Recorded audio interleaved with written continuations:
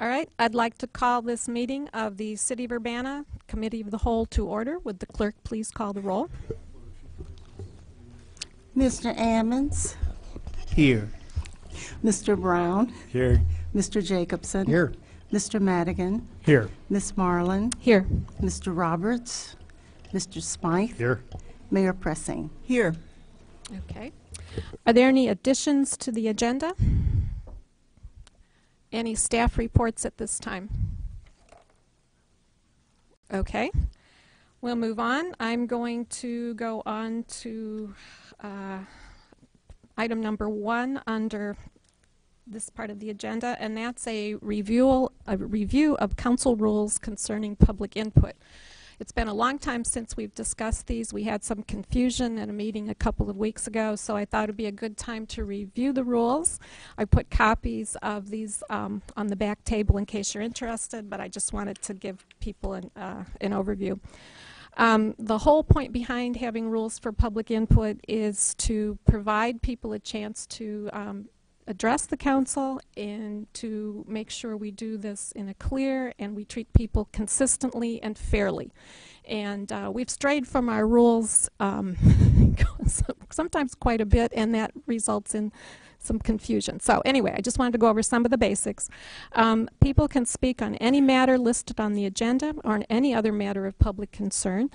The presiding officer designates a time during the meeting for public input. At a committee meeting, this is the agenda item entitled Public Input. For a council meeting, this is entitled Petitions and Communications. We can require people to sign in before the start of the meeting. Again, we've had some variation on that. The most important thing to remember is public comment is limited to 5 minutes total. You get to speak once during a meeting. If we hold 2 meetings on a night, you hit the jackpot. You can speak at both meetings, but again, for a total of 5 minutes. You can talk about one topic, you can talk about 10 topics, but it has to be done during that one time. You can speak either during the public input section of the agenda, or the council has giving people the opportunity to speak before an item appears on the agenda.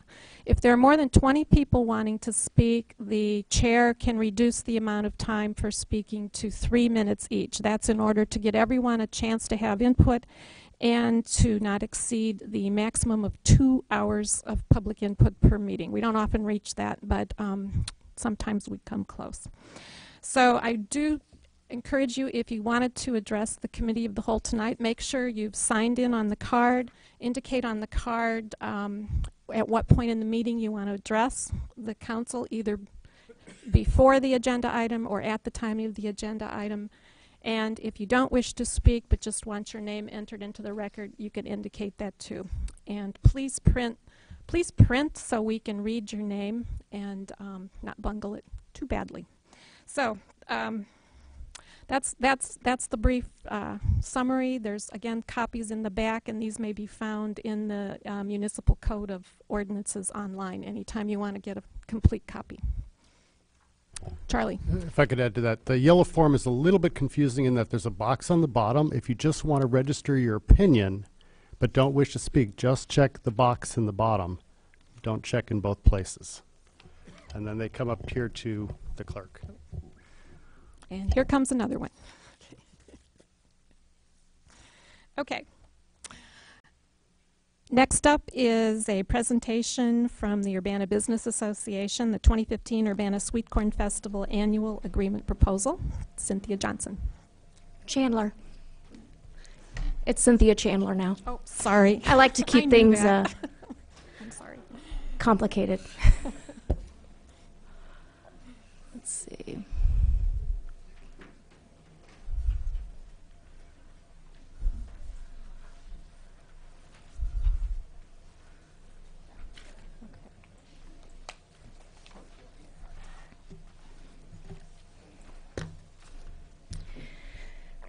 The Urbana Sweet Corn Festival is in its 40th year coming up. It's the largest free festival in Central Illinois, and the Urbana Business Association is proud to continue its tradition of showcasing Urbana as a destination location for residents and visitors alike. So let's talk about the highlights of 2014's Urbana Sweet Corn Festival. The Sweet Corn Festival would not be possible without the time and dedication of countless volunteers. In 2014, we had the support of approximately 600 volunteers. These volunteers are comprised of individuals, businesses, families, community groups, fraternities and sororities, high school groups, and many more different outlets. These volunteers return year after year and truly enjoy being a part of this family-oriented event. Our volunteers help to manage a variety of the areas of the festival, including beverage stands, ticket booths, the corn tent, recycling stations, check-in tables, backstage crew, ice delivery, and the sanitation team. The vendor participation this year with the Sweet Corn Festival was at capacity with 86 vendors in attendance.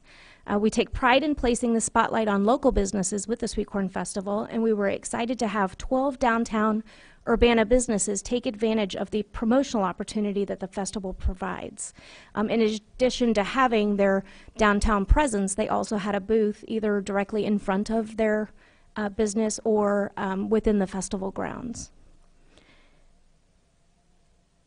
Throughout the festival grounds, there were 39 information booths, 10 arts, crafts, and merchandise stands, 5 activity areas, and 32 food stands. This year's food selection featured a number of local favorites, with 17 of them being from Champaign-Urbana, 7 from surrounding communities within Central Illinois, 2 from Chicago, and 6 from out of state. One important task of the Sweet Corn Festival is promotion of the Champaign-Urbana area, to the Champaign-Urbana area and surrounding communities. This year's marketing and promotion included 1,852 commercials on 16 radio stations, 191 commercials on 4 television stations, print ads in 1 newspaper with a daily circulation of 40,650, and 3 newspapers with a combined weekly circulation of 36,000. We took advantage of online advertising with 4 ads on 2 different websites over a 3-month period, and the UBA website had more than 40,000 hits during the festival itself. You may have also noticed that the Sweet Corn Festival garnered national attention this year as well. They say all publicity is good publicity, right? We pride ourselves on making the Sweet Corn Festival a family event, and we're excited to offer a number of free activities and entertainment opportunities throughout the weekend for all ages. This year was no exception. The Champaign County Farm Bureau Ag Zone brought family fun with a pedal tractor maze and the learning barn loaded with agricultural toys, games, and puzzles. The Motor Muster Car Show featured the 50th anniversary of the Ford Mustang and had more than 120 antique cars present. New this year was the Champaign-Urbana Folk and Roots stage with 8 local and regional bands performing. The One Community Together stage featured 11 local bands in addition to the Urbana, Central, and Centennial marching bands, and as well as a variety of free children's activities, including an instrument petting zoo, didgeridoo making, community garden activities, paper making, and veggie stamps. And this is just a list of the few activities that were made available. And of course, the main stage featured 5 local bands and was headlined by multi-platinum Grammy-nominated Eddie Money. The financial support of our sponsors is critical to a successful event. We're proud to have had the support of 30 sponsors for the festival, in addition to 11 Motor Muster sponsors. Of the 30 Sweet Corn sponsors, 12 provided cash donations, and 21 provided in-kind services and materials. 3 of those sponsors were new to the Sweet Corn Festival this year. The high return rate of our sponsors is a testament to the value of the sponsorship value. Our presenting sponsors this year included the City of Urbana, Bright Start College Savings Plan, and SJ Broadcasting. For the first time in recorded history of the Sweet Corn Festival, the UBA staff documented their time to determine what portion of salaries were being spent on the planning and execution of the festival, which resulted in 25.5% of our time. Factoring this information into our budget resulted in a net loss for the festival despite our efforts to reduce expenses. As you will see from these pie charts, we gained 58% of our revenue from ticket sales, 36% from sponsorships, and 6% from vendor fees. Our expense breakdown allocates 28% to vendor payments, 28% to operations, 19% to marketing and promotion, 17% to entertainment, and 8% to staff salaries. Ticket sales for the 2014 Sweet Corn Festival were down by 19% compared to last year, due largely in part to the poor weather conditions Saturday afternoon, resulting in a forced closure of the event for roughly 30 minutes. As we prepare to celebrate 40 years of the Sweet Corn Festival, our goal is to improve the financial standing of the festival so its future is healthy. We're in the process of creating an independent website to improve the marketing and promotion of the event. We're working to streamline the various processes of the festival planning to improve staff efficiency, and we are exploring new and improved logo. The Urbana Business Association wants to continue to provide the community with the great resource of the Sweet Corn Festival. However, we need increased resources to do so. Failure to increase our financial resources will require us to cut back in the size and the scope of the festival.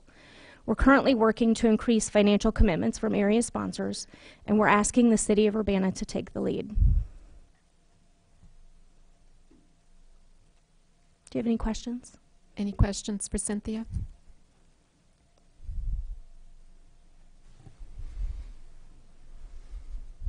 Brandon? If I could just add, too, before the council begins its discussion, that in the packet that was provided by UBA is a copy of the annual Sweet Corn Agreement. This is the method by which the city funds the Sweet Corn Festival, and so staff is looking to council for direction on how you would like the agreement for the 15-16 fiscal year to be drawn up.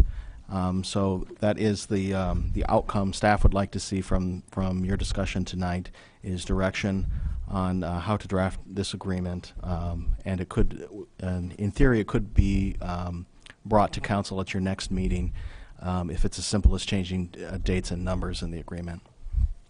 And I would add, as a board member for UBA, because there aren't any other board members here tonight, that the organization has been doing a lot on in working to change and become more financially self-sufficient, including changing a lot of the financials. You were also handed out provided by email, and then on your desk tonight was the required financial report that isn't under the Sweet Corn Agreement, but it's under the agreement, the 3-year operating or marketing and promotion agreement with the Urbana Business Association. So that'll give you some sense of the overall trajectory of the organization. Yeah, that's all I have. I did have one question. With a 19% decrease in ticket sales this year, that pretty much accounts for the net loss for this year. Has it been a losing proposition in past years? No. Past years, and if we take the same percentage of salary and put it in past years, we've had a net profit each year. Not always as much as we had budgeted for, but it's been pretty good. The weather played a big factor for us this year.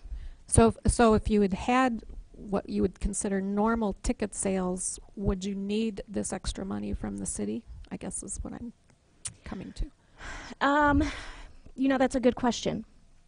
I didn't look at those numbers, you know, factoring that in before coming here tonight.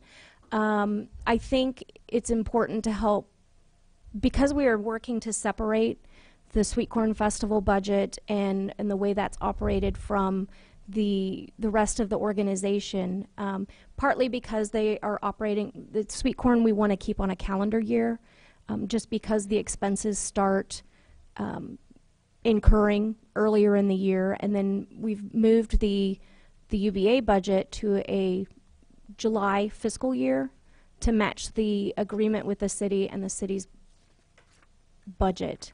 So we're wanting to create a more self-sustaining background for the festival, and in order to do so, that we need to start building those resources. Eric? What are the pluses and minuses, if it's even feasible, of purchasing weather insurance so that to be insured against losses due to adverse weather? We actually do purchase weather insurance. We purchase weather insurance for both Friday night and Saturday night from 5 p.m. to 11 p.m., and we have to have a minimum of a ½ an inch of rain. To purchase the insurance for the full duration of the festival is incredibly expensive. That's why we limit it to the larger periods of time in the evening and not from 11 to 11 on Saturday. Had we had the insurance for the full duration of the festival this last year, we would not have received a payout from the insurance company because there was not a ½ inch of rain in that period of time. Now, I don't know if anybody remembers what the weather was like that Saturday. If you looked at a radar, there were absolute downpours all the way around Urbana, but minimal rain in Urbana. So a lot of the problem that we had came from lightning, and that's why we had to close everything down and clear the streets for about ½ an hour. That was directed by the police department. But everywhere around us was getting an absolute deluge of rain. There were a few inches that fell in some areas around us. So for a lot of people, they're thinking in terms of planning their Saturday afternoon. They're looking at the radar and saying, I'm not going to an outside event. So that a combination of having to close down the festival and clear out the people that were there, combined with people looking at the radar and saying, I'm not going to chance it, had a huge impact.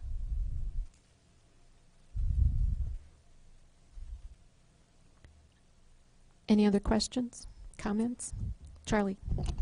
I'm just going to think out loud here, and this is something that we can all think about between now and when we talk about this again.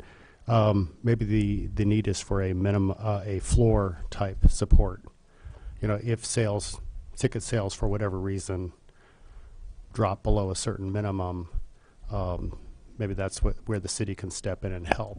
Mm-hmm. So it would be variable by year. Anyway, that's just an idea to throw out there, since many of the times you're going to be profitable or something, and maybe Right. there's some floor that we can provide. Mm-hmm. Aaron?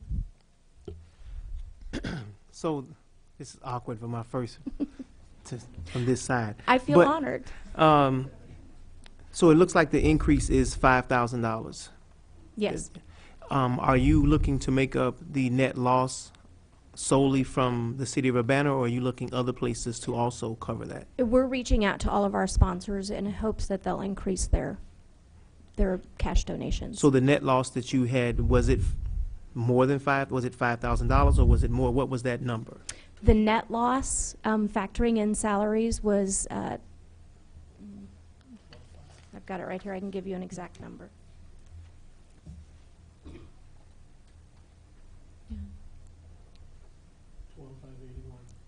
Yes, thank you. Okay, thanks. Oh, Mayor? So in previous years, you made money Yes, we had a net profit in previous years. of about how much? It varied each year. Last year was our lowest net profit of just under 9,000. Or 2013, I'm sorry. Okay. So there's a good chance that you don't need another 5,000. I'm always concerned about the city budget at this point. It would be nice if we could work this in. Not that 5,000 is a huge amount, Mhm. but all these different requests add up. So there's no way to coordinate this with our budget? Does it have to be done tonight, or what are you talking about? Well, we're working to finalize the sweet corn budget so that we can plan and determine what areas we can move forward on in the whole organization. So what we budgeted for our current year, you've already used? Is that what you're saying? That was used at the 2014. Okay. Mm-hmm. Thanks. Brandon? I just want to clarify that this is not an unusual request or an untimely request from UBA. This is the annual request for the Sweet Corn Festival. So council will need to approve an annual sweet corn agreement with UBA if it wishes to provide any support, as it customarily has for quite some time. So staff is just looking for direction to provide, or to how to present you with that agreement. Last year's agreement was in the amount of $10,000. And you're asking for $15,000 for this year. Correct. Okay. Mayor? Well, I think Charlie's idea is a good one, that we provide a floor Mm-hmm. so that if you, we'll give it to you if you need it. But if you don't need it, we won't give it to you. Okay. Any other thoughts? Well, so that takes us to when this comes back. What's the normal schedule for the sweet corn portion of this? Well, it needs to be, I think this is about when we had scheduled or had calendared for this. There can be some delay. It has to be approved. Ideally, we approve it in advance of the city's annual budget process, but UBA needs to know sooner than that, I think. Eric? So I guess what I'm hearing, if we do pick up on the idea of providing a floor, but also providing a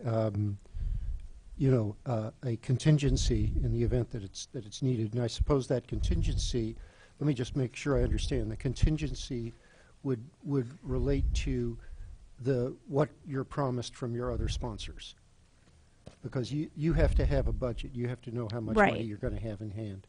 So the question is, will you need 15? So the contingency would be, will you need the full 15,000 from us to make your budget, or could you make your budget with a lower amount from us?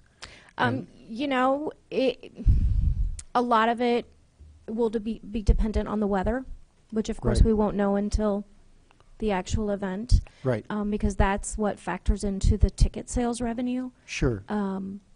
As for sponsorship revenue, we should have all of that finalized by end of May, early June. But you're attempting, if I understand your overall strategy, you're attempting to increase your sponsorship revenue by a sufficient amount to account for the $12,800 loss. To account for that and to build a fund toward To future build a years. fund. Okay. Okay. So that in the future years you'll have a cushion. Right. Okay. Which actually seems to me to be a great idea, because Right. your revenue is subject to being hit by forces completely beyond your control. Right. But from time to time, but not all the time. So I guess I'm sort of thinking out loud now, but what might be reasonable would be and so you have a target that you want to hit that's going to cover your revenue and go in, and you have a total target that you want to hit. So what we could do is we could pledge up to 15,000 if that is necessary to hit your target, depending on how the other sponsors come in, and at least $10,000, so that this way we can assure you that we'll do our share Mm-hmm. to meet your target, but you can come back and give us a little relief, in recognition of the tightness of our budget that the mayor's alluding to. Does that, if we were to decide something like that, would you go away happy? Yes, I would. Okay.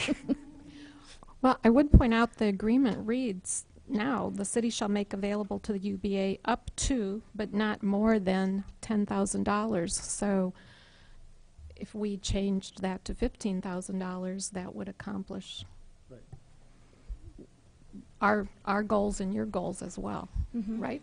Or not? Am I not reading that right? Oh, Mayor? Also, we're talking about the actual results rather than what the pledges are. So our contribution could hinge on the actual results of the ticket sales. Yes.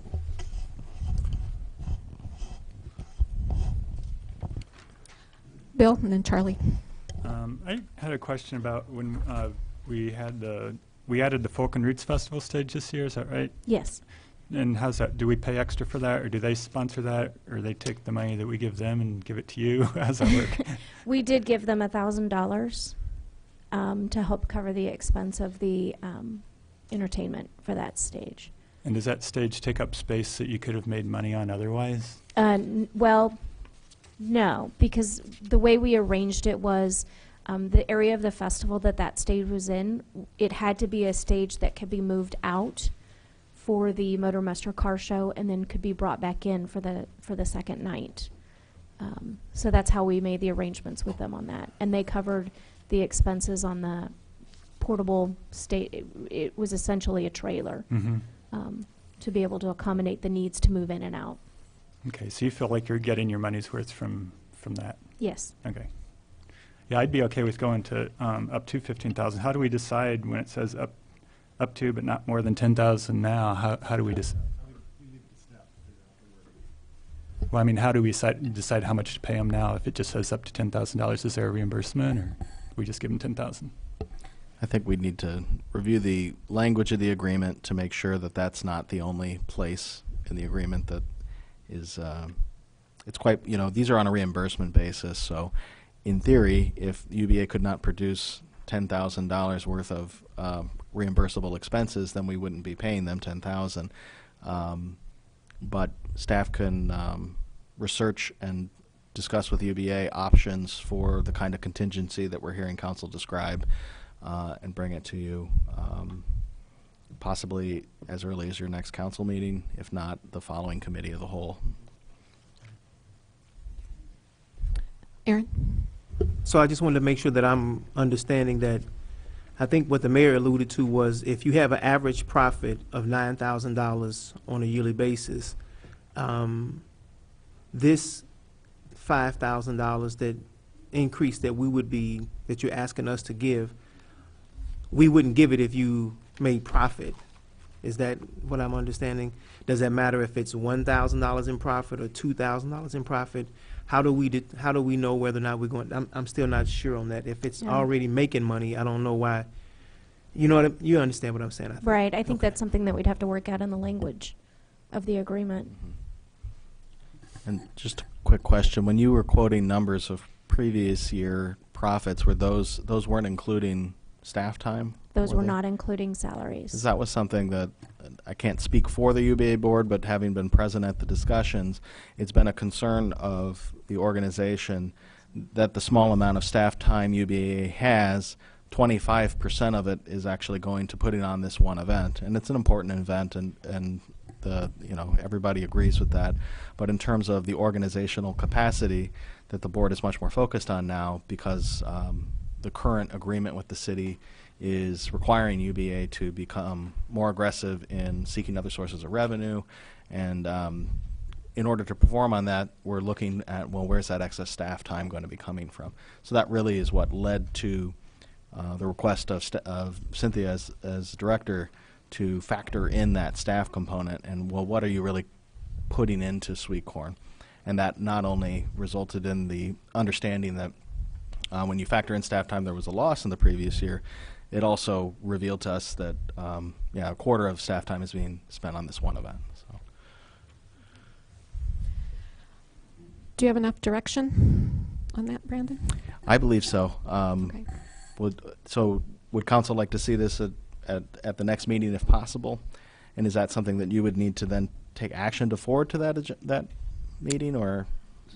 So I'm not clear. So I'll make a motion to direct staff to, in consultation with UBA, to revise the new agreement for the Sweet Corn Festival for the coming year, in accordance with what appears to be the consensus in our discussions.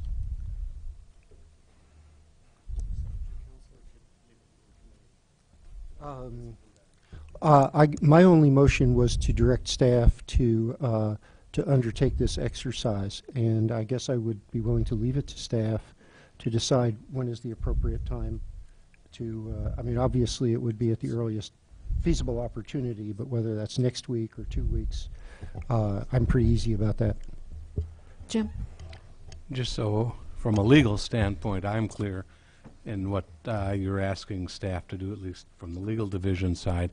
You're asking staff to review this contract, CD and legal, and with a view towards modifying provision A1, where it says up to 10, but you're also looking for something as a measuring or triggering event to trigger the additional 5.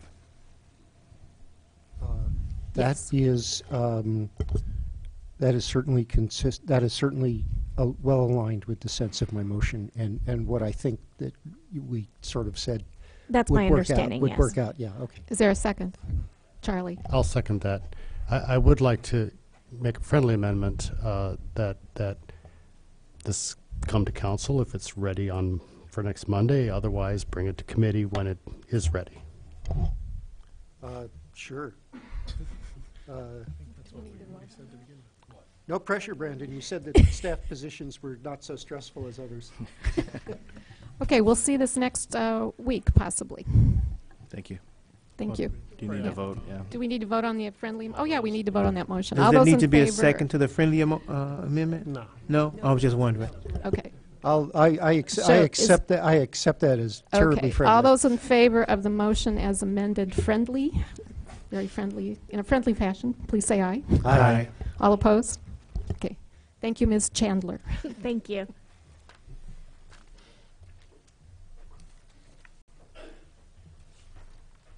Okay, next up is approval of the minutes from the January 12th meeting. Are there any corrections to the minutes? Move approval. All those in favor, please say aye. Aye. All opposed, same sign. Okay, we are now at public input. I'm going to see how well you've all listened to the rules. First up is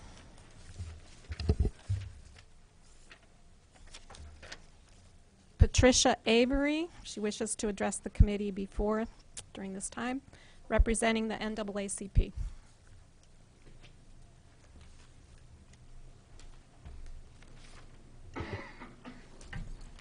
Good evening again. Well, I'm here to speak to ordinance number 2015-01-003, which is your taser ordinance. I believe it was April of last year that we presented before this board. A group of my members and I came in and we shared with you a list of 160 names of individuals who had died from taser-related deaths. So I have to say that I appreciate the time that you have spent on this issue. The NAACP's position has not changed in terms of our support of them. We still are opposed to the purchase and use of tasers.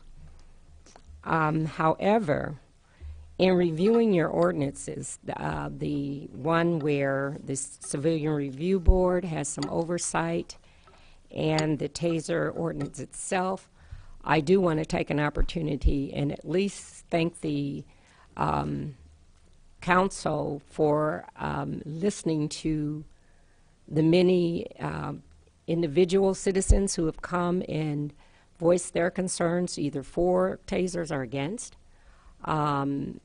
I do recognize by looking at the ordinances that you did take into consideration some of those comments that were made by individuals who have sit here before you and shared their concern about the tasers. Tasers are not non-lethal. They're just less lethal. And so they are still of concern, and we know that based on the stats, the data reflects that those tasers are used against mentally ill and people of color for the most part. So I would stand in opposition. But I know that there's a good chance that you all will pass this ordinance. So I would recommend from the NAACP, we would like to see that the council consider body cams for your officers. I know that Rantoul has body cams for their officers, and so does Champaign County Sheriff. And I believe Champaign is looking at least researching the idea. So I would believe if we're going to implement tasers, I would like to see your ordinance amended to include that if you don't have the revenue, I know, Mayor, you're concerned about the budget, and as you should be, but maybe we could look at body cams at least for those officers who are going to be trained to carry those tasers. Also, I also noticed that within the ordinance that we had asked, when I submitted to you all some correspondence from myself back in March of last year, and attached to that was our national resolution from the NAACP. And one of the things that we, on a national level and also on a local level, are asking that if a department uses the tasers, we are asking that the governing body require that you collect data that collects the age, the race, and the gender of the officer who is doing the tasing, and also the age, race, and gender of the individual who is being tased. You have 1 minute, Ms. Avery. And so I'm going to wrap it up then by saying that I know this is Urbana and this is Champaign County, and I respect our officers. I think that they're, you know, for the most part, our officers are all good officers. They are well intended. And Chief Connolly, we have a cordial relationship, even though we haven't spoke for a while. I have no problem with our officers. I just know what the data shows. And anything that we can do to alleviate some of the tension, we work hard to improve our police and community relations. And I know that body cam in some cities, well, most of the data shows that complaints by citizens have dropped tremendously, especially in Rialto, California, if you want to do the data, and the use of force as well. So thank you for your time. Thank you, Ms. Avery. Mayor? Tricia, you might want to talk with the sheriff because he's implemented, and there are some really severe technical problems at this point with body cams. So please give him a call and talk to him, and he'll go through it with you, I'm sure. I will talk with him. Anytime it's technology, you got to get the bugs out no matter what new technology you use. So I will talk to him, but I will still stand in support of body cams. I just know that they're working throughout the country, and so at other police departments, you just have to figure out a way to get the bugs out and store the data. And I think you can do that. Okay. Thank you. I have several people who have submitted cards but do not wish to speak. Bishop King James and Reverend Dr. Evelyn Underwood wish to indicate they're still concerned about the Dr. Ellis subdivision sewer problem. Julie Watkins is entering a comment in opposition to authorizing tasers for the police department. Nadia Robot entering a comment in opposition to tasers, and Benjamin Stone entering a comment in opposition to tasers, and he says the police chief has enough expensive, scary toys. Paul Muth, I'm not sure when you wanted to speak or if you wanted to speak. You didn't indicate on the card. Is he here? Okay. He enters a comment, training should go to Superior Crisis Intervention Team training for tasers. And I can't decipher the rest of that one. Okay. I have several cards from people who wish to speak at the time this is on the agenda. Is there anyone else who wishes to speak at this time? Okay. We'll move on to ordinance number 2015-01-008, which is an ordinance approving a redevelopment agreement with the Stephen Buildings LLC at 218 West Main Street. Is there a staff report?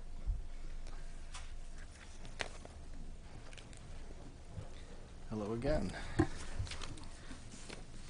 I can give a brief overview of the memo.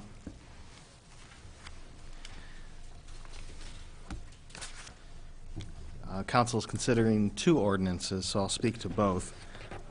Regarding a proposed redevelopment agreement concerning the Stevens Building at 218 West Main Street. Staff has been in discussion with Stevens Building LLC,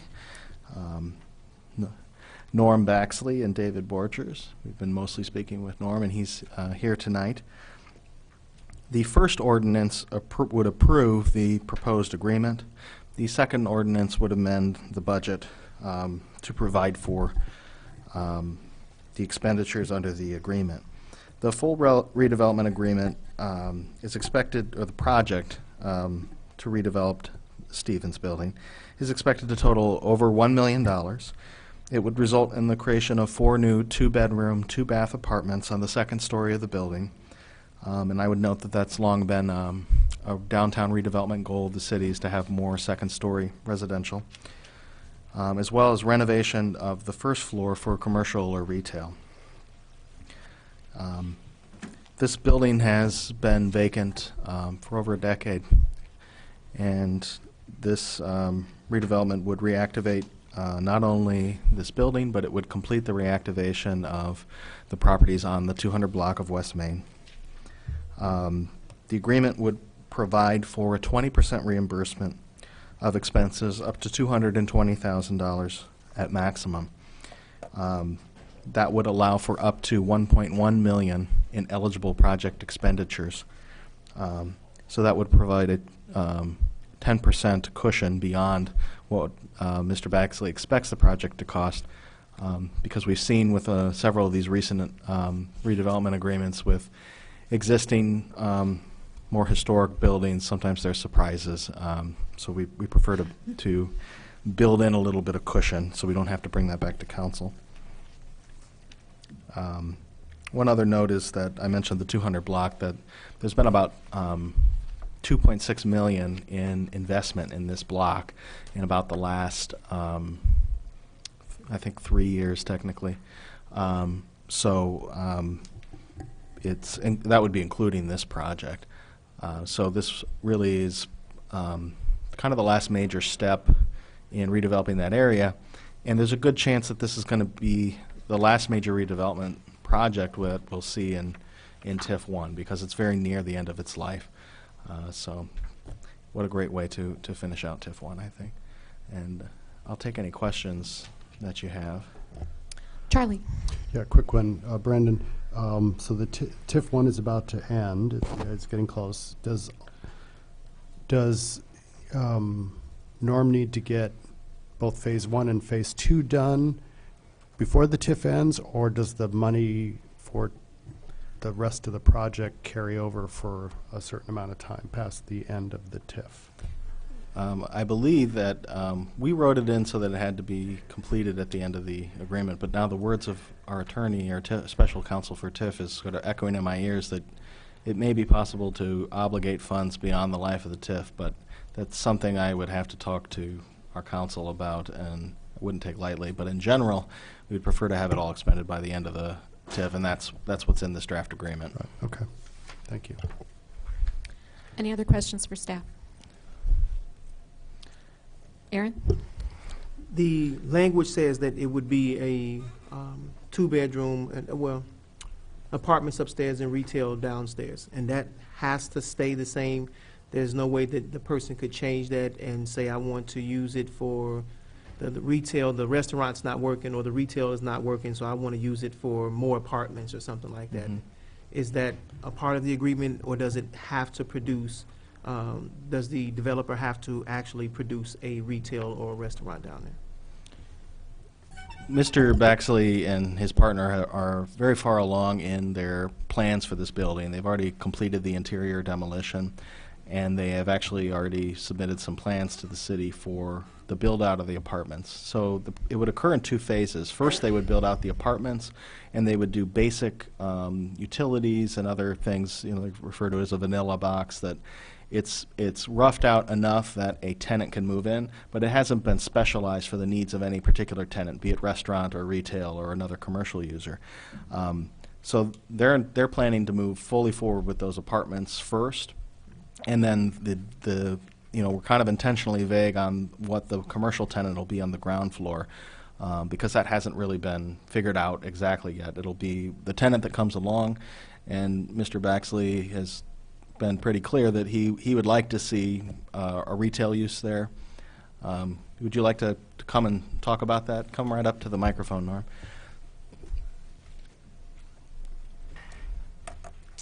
I think to answer your question, we can't do residential on the first floor.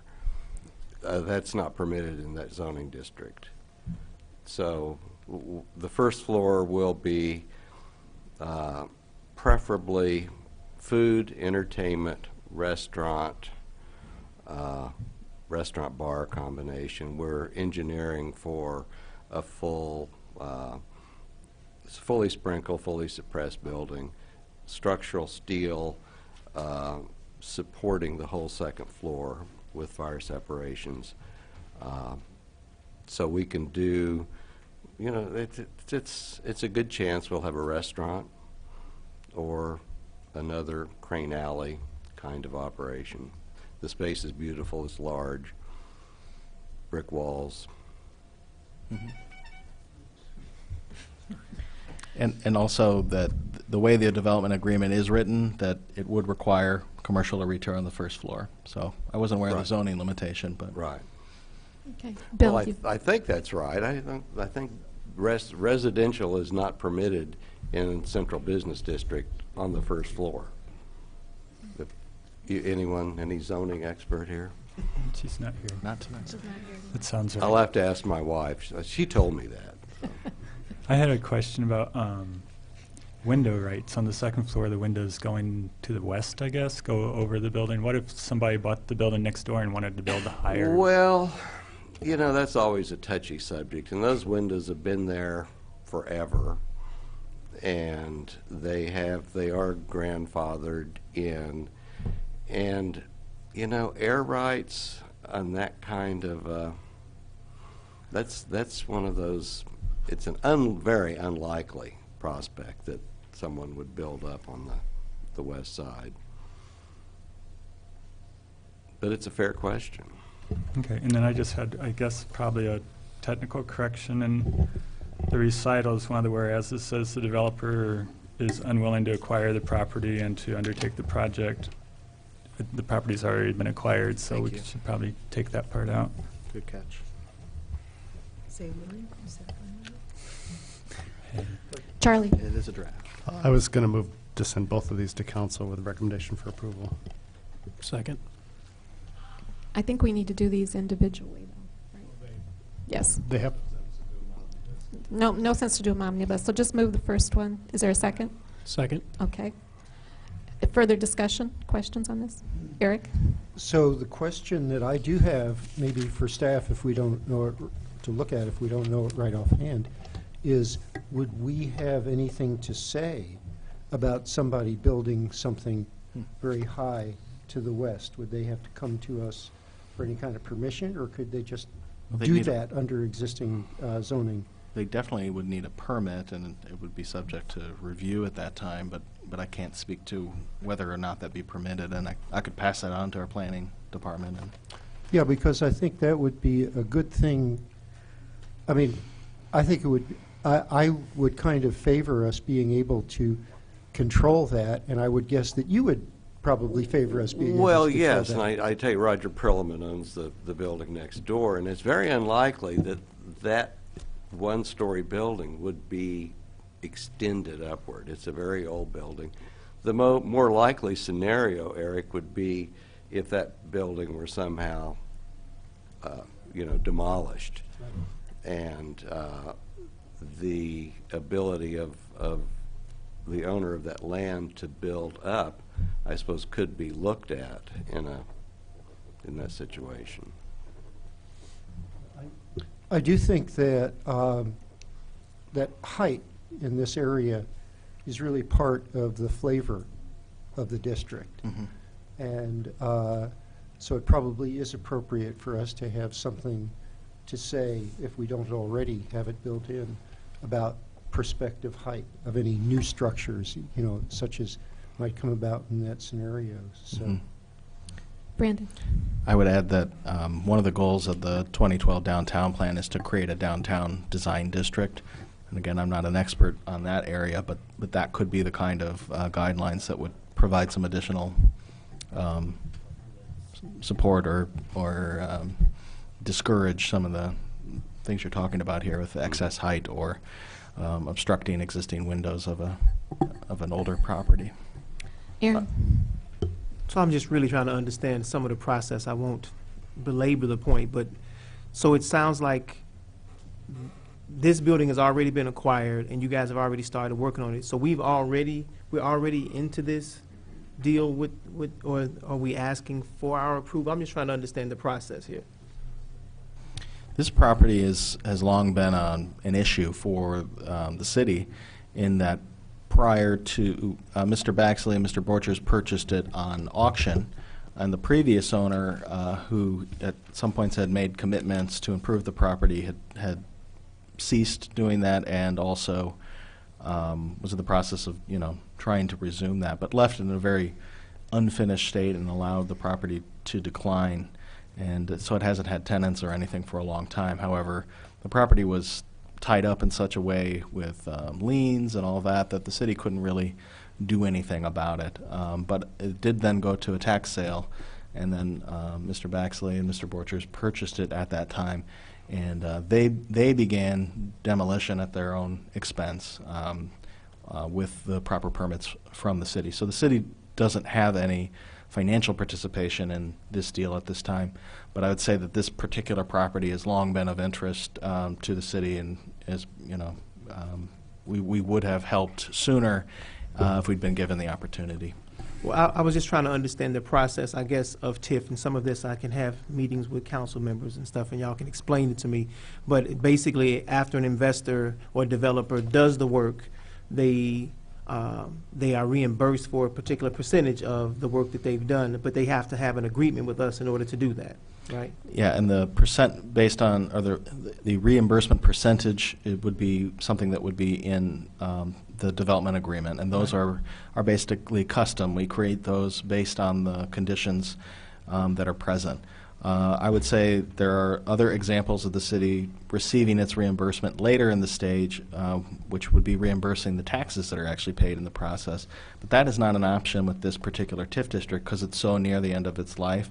Yet we really would like to see the revitalization occur, even though we won't see the full fiscal return that we'd normally see if the TIF was younger. So basically, whenever we make a decision like this, we usually factor in how much sales tax or property tax or whatever is going to come back into the city. But because this one is at such a late stage, the main impetus is to help the development downtown.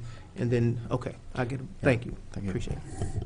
And I would point out that I think this redevelopment agreement creates a rather elegant full circle of what Carolyn and I have done for the past 30 years. We've developed and redeveloped without city participation about 200 linear feet of storefront in downtown Urbana on both sides of the 100 block of Main Street. And the increase in the property tax on those properties collectively amounts to many times over what this benefit is. And this also happens to be at the very end of that TIF. Bill? I think it did say the payback period was estimated at about 7 years or something like that for this. I did have a question I almost forgot to ask, though. It looks like a pretty historic building, and I've appreciated it as I've gone by. I wondered if you've looked at historic designation and would it do anything as far as getting tax credits or anything like that? It really wouldn't. We've owned 6 landmark properties in Urbana, 2 commercial properties, the cinema and Tiernan's Hall, which is the Masonic building where Crane Alley is, which we sold a few years ago. And we've never really, benefited in any tax way from those designations. It does, it adds a certain cachet to the property. Okay. We have a motion and a second to move this to council with a recommendation for approval. All those in favor, please say aye. Aye. All those opposed? Okay. Next up is ordinance number 2015-01-009, which is the ordinance revising the annual budget ordinance for this redevelopment agreement. Move Charlie? to send that to council with recommendation for approval. Second. It's moved by Charlie, seconded by Eric. Yes. Okay. Our voices sound just alike. Or Bill. Any questions or discussion? All those in favor, please say aye. Aye. All those opposed, same sign. Okay, that passes. Next up is ordinance number 2015-01-0010, an ordinance amending Urbana City Code Chapter 3, Section 3-43, which is increasing the number of Class R1 liquor licenses for SOILL restaurant systems doing business as Dottie's at 2740 South Philo Road. Mr. Madigan? As a liquor license holder in the city of Urbana, state law precludes me from participating in this discussion, so I shall recuse myself. Thank you. I have one member of the public. I'm not sure what topic you wanted to speak on. Janice Moscovich? You want tasers or liquor license? Tasers. Okay, will be next. Okay, do we have a staff report on this? Well, this is a reputable company. We've checked them out, and I would recommend approval. Any other comments? Bill? This is 1,200 square feet, I think, with probably room for 2 tables and 5 video gaming machines. I was just curious if we're going to limit the video gambling to some number at our next meeting, and they get their liquor license and get their state license, but they can't get their city license. How does that work, and how do we prioritize who gets the city licenses if there's a limited number? Well, these are businesses that are producing revenue for the city, and they've got customers. And as I said, I think they're a legitimate business, so I would recommend approval of it, and we can deal with what the proper number of video gambling licenses is. That's still in the works. But there aren't any perfect answers, but so far we're getting revenue from this business, so from this industry, I should say. And so I think that we should encourage that. Any other comments? Mr. Smythe, would you take the chair, please? Sure. I'm not going to be able to support this ordinance. This is when we revised the liquor license ordinance, it was to give us the chance to consider each one and to take community context into consideration. And when we passed the video gaming ordinance, it was my understanding that these gaming machines would go mainly into established businesses like bars and restaurants or the American Legion and truck stops for whatever reason. The state legislature thought that was a good idea. But in general, it was, I was okay with putting these machines in established businesses that, you know, that sold food and beverages and had revenue, most of the revenue coming from other sources. Well, last month we approved a liquor license for essentially a gambling storefront, video gambling salon in Sunnycrest. They had applied as a restaurant. They weren't a restaurant. It was revised, and it somehow slipped by. But we approved that, and there's video gambling there. I believe there's one at Schnucks, just a video gaming storefront, or one about to open, Emma's Eatery. And now this would be the third gambling parlor in just a few months. And we are on the verge of looking at our video gaming license, and I know the planning, the community development has an ordinance going to the Plan Commission in early February to look at zoning and appropriate locations for these things. So I would at least like to hold off on this one until we see what the Plan Commission comes up with as far as changing the zoning ordinance to accommodate these locations. And this is not what I wanted to support with video gambling. This is just basically little gambling parlors, and I'm not sure that's what I wanted to see for Urbana. And yes, it provides revenue, but there are also costs associated with that. So I'm voting no on this one, and I think we should hold off on approving any more liquor licenses for gambling parlors until we have our zoning sorted out on that. And I'll take the chair back. Mayor? The patrons of the one at Sunnycrest are retired people living in the big retirement homes near there. And so this is something that they enjoy, and a lot of these people would not go into a bar. So I think you have a new industry starting up here, and there seems to be a demand for it. And if we don't allow them to be in Urbana, we're not going to reduce gambling. People will just go to Champaign. So I think you have customers that appreciate the business being there, and we haven't had any problems with them. So I don't think that we should be discouraging businesses from locating in Urbana. Eric, and then Charlie. I think I'm going to side with the mayor on this one, but I think we should take another look at, along the lines. I think we perhaps should do a study session before, approving the next one of these, if there is a next one, along the lines of what Diane said. The last time I tried to get up to speed on the gambling issue, the thing that really impressed me is that there are gambling enterprises around the country now that are failing, and the best the studies that I saw indicated that the nation was saturated with gambling opportunities. That if you provide new opportunities for gambling, you are just moving people away from other opportunities. That's just the situation right now.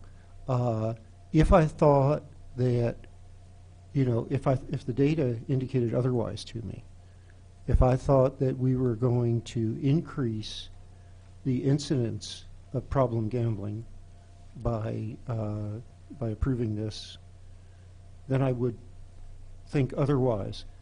I do think we ought to revisit the issue of whether we want to of whether we want to continue down this road.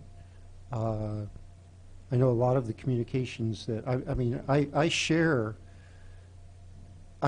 the concern about problem gambling. I was in Naomi and I stopped in El Toro's on Neal Street a couple of weeks ago. We had a meal, and we saw somebody we knew who was at a slot machine, and he was there when we arrived, and he was totally fixated on that. He was there when we left, and he was clearly, zoned into that machine, and he had to be dropping a lot of money that he probably could not necessarily afford. So I'm cognizant of the social costs.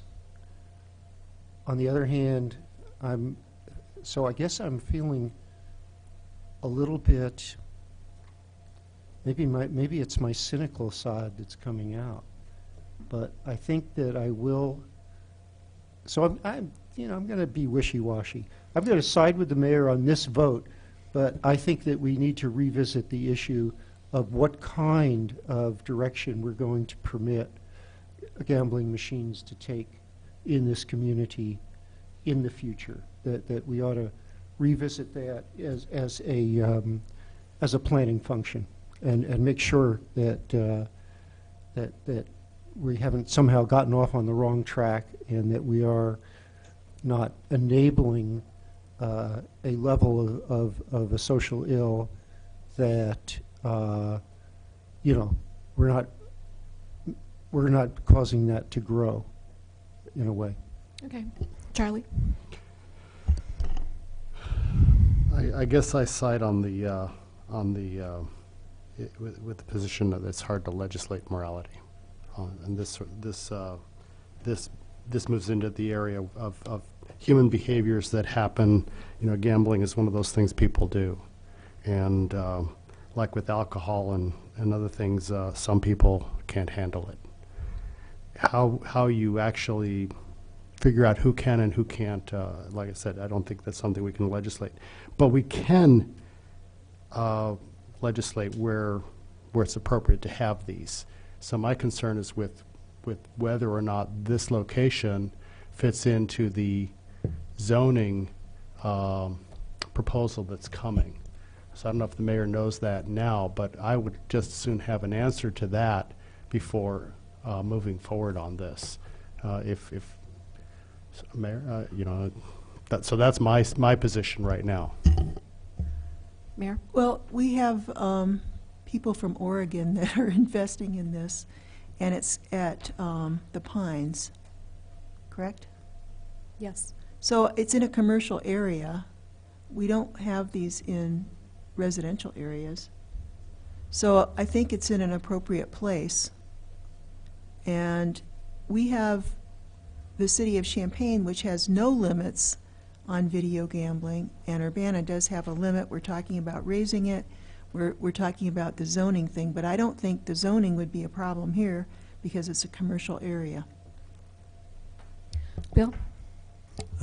Yeah, so we will get a chance to revisit this pretty soon, actually, because next week on Monday we have the ordinance that was deferred last week to raise the number of gambling licenses. And then there's also a planning case coming up February 5th that will go to the Planning Commission on where to put the gambling parlors. I think last week I expressed a concern that I just think that we need to make it available for people that need to or really want to do it for entertainment, but not so available that it's too convenient. And you can look at some of the statistics that are out there for what's gone into the various counties. Chicago outlaws them entirely, so the per capita video gaming terminals is pretty low in Cook County, although they do have quite a few because they're around Chicago. DuPage County is about half and half. The municipalities, about half of them have outlawed it. And per capita gambling there is about $50 a year, and here it's about $100 already. So I think number of terminals does make a difference. And I'm not saying outlaw it, but I do think that, like in DuPage County, if half the municipalities have it and half of them don't, if it was true that the ones that don't were going to the ones that did, then their per capita gambling probably wouldn't be any different than anybody else. But I think it is, making it inconvenient does make a difference. Like other addictive behaviors, if you take out the cigarette vending machines, people don't smoke as much. So I don't think we need to make it too convenient. So on the other hand, since this is in the Pines, and we already have one in a low-income area, and we're going to have one in a convenient mart next to Schnucks, it almost seems fair that a high-income area should get one. Right. So progressive gambling taxation. Yeah. Any other comments? Is there a motion? I move to send this to council, but without a recommendation. Is there a second? Second. Motion by Mr. Smythe, second by Mr. Brown. Further discussion? All those in favor, please say aye. Aye. Aye. All those opposed, nay. That passes. Next up is ordinance number, welcome back, ordinance number 2015-01-003, which is an ordinance authorizing Urbana Police Department to purchase tasers and for Civilian Police Review Board oversight over deployment and use of tasers. I have 3 members of the public who've submitted cards and who wish to speak. First up, Darrell Cruz.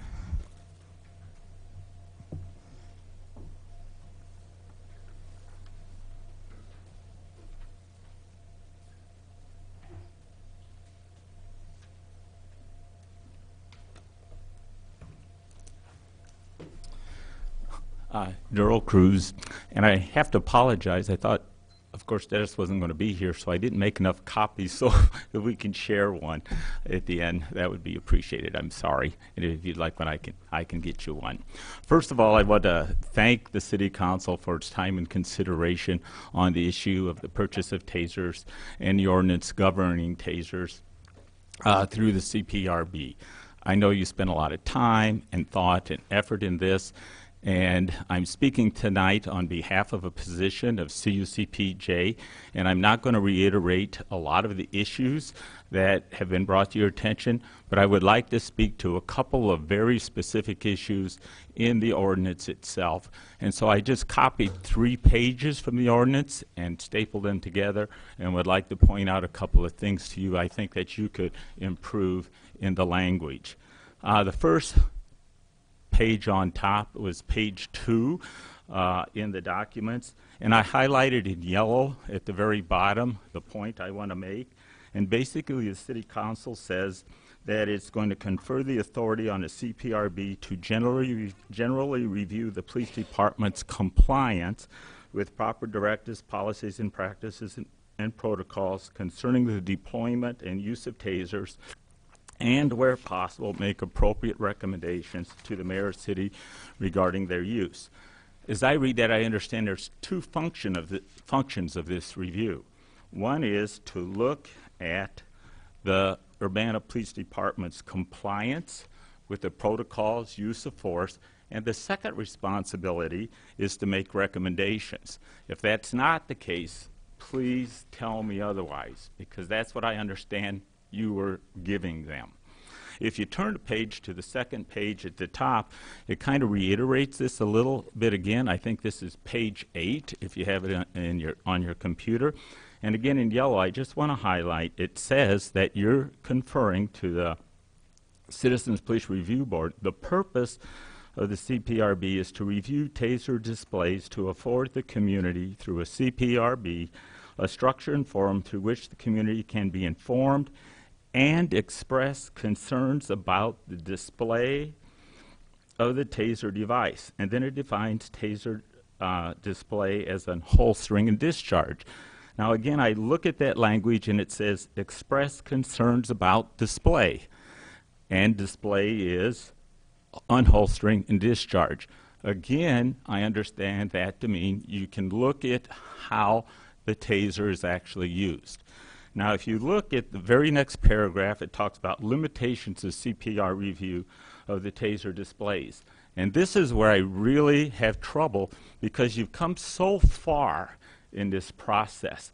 And the very last step is to ensure the community and the citizens of Urbana that the CPRB actually has the authority to do what you're giving, to look at what you're giving them authority to do. The second sentence says, except in the context of a citizen complaint under this ordinance, the CPRB shall have no authority to review the conduct of any individual police officer or any individual of taser display. Now, if somebody can explain to me the lack of consistency in terms of why that sentence is in there, when you are saying you're giving them the authority to look at compliance and to look at use and make recommendations and then suggest they can't look at the conduct of an individual officer, I don't understand that. You have to explain that to the public. At the very bottom, I highlighted another sentence. You have 1 minute, Mr. Cruz. The police department shall provide reports in groups of 4 with the aforesaid redactions within 14 days after completion of the 6th investigative and review report. We talked about before aggregation, and you had 5 of them, you went to 4, but it really doesn't matter how many aggregate, because I just realized in reading this for about the 10th time that it says after the completion of the 6th investigation review report, then you give the 4 of them. So actually there has to be 6 incidences, and then the 4 are forwarded. So if there's 3 to 4 a year, you may have a year before the CPRB even looks at one. I would suggest, I understand that's what the language is suggesting. If I'm incorrect, please let me know. I would recommend, along with CUCPJ, that the incident reports be looked at individually as they occur.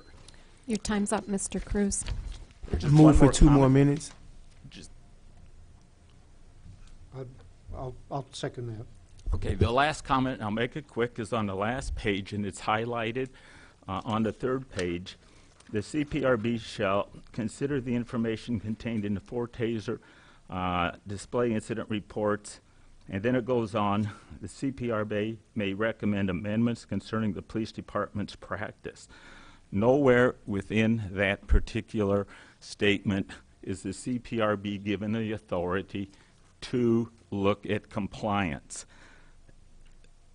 When you look at public accountability and transparency, it's not just the internal review that the police department conducts, and they need to do that. The CPRB's responsibility is to provide that transparency and accountability for the citizens of Urbana. And to come this far and not grant the CPRB to look at compliance and recommendations to policy, the policies mean nothing without the ability to look at the behavior to see if they are doing what you have written for them to do. And You have that's why 1 this minute. is so important. Thank you. Thank you. Chris Evans.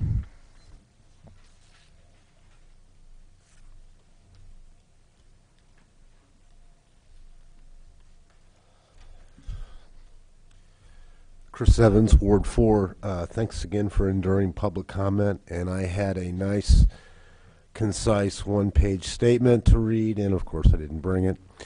So I'll try to do this off the top of my head. I want to applaud to the efforts of the City Council to take their time with this issue of tasers. I think you recognize that the administering of 50,000 volts into a human being is a very serious thing. It is painful, and out of respect for the 638 people that have died because of tasers, lethal. So it's good that you're taking your time with this and you're trying to make a full review. I don't speak on behalf of CU Citizens for Peace and Justice tonight. I'm speaking strictly for myself. And I want to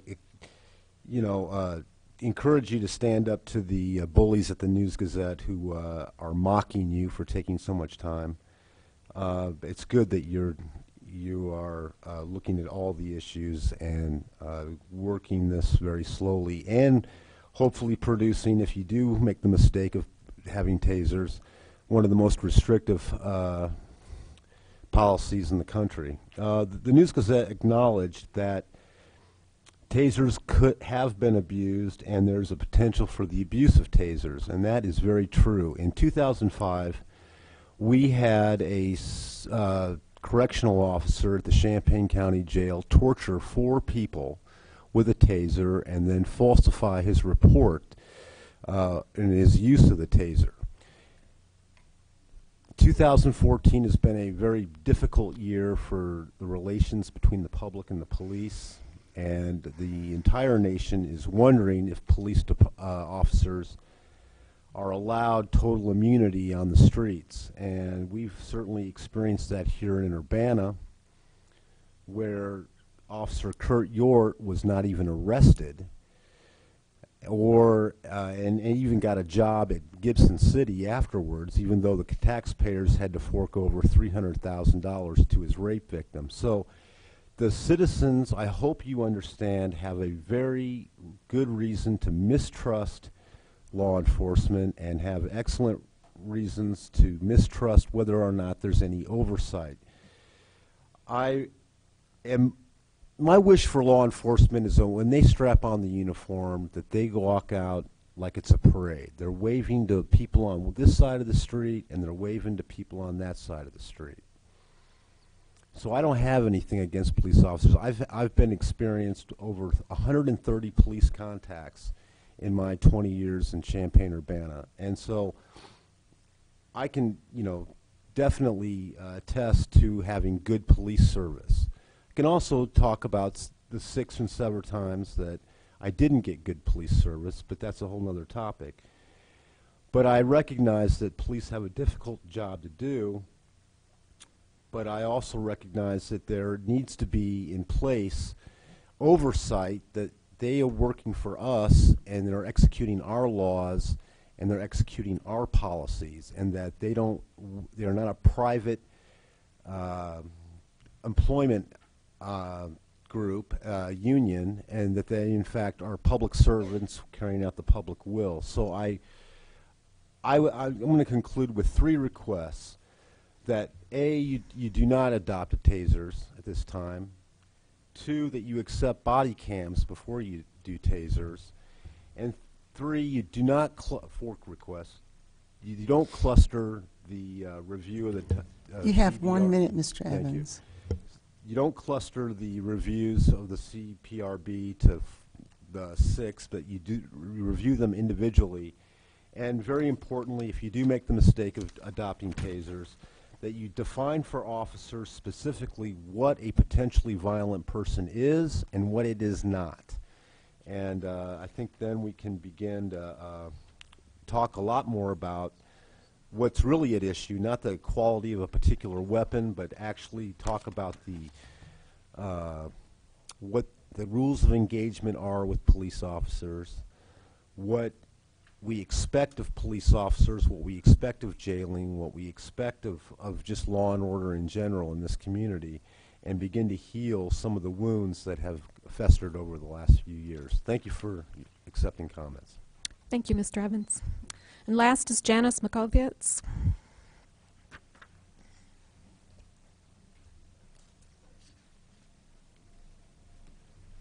Good evening.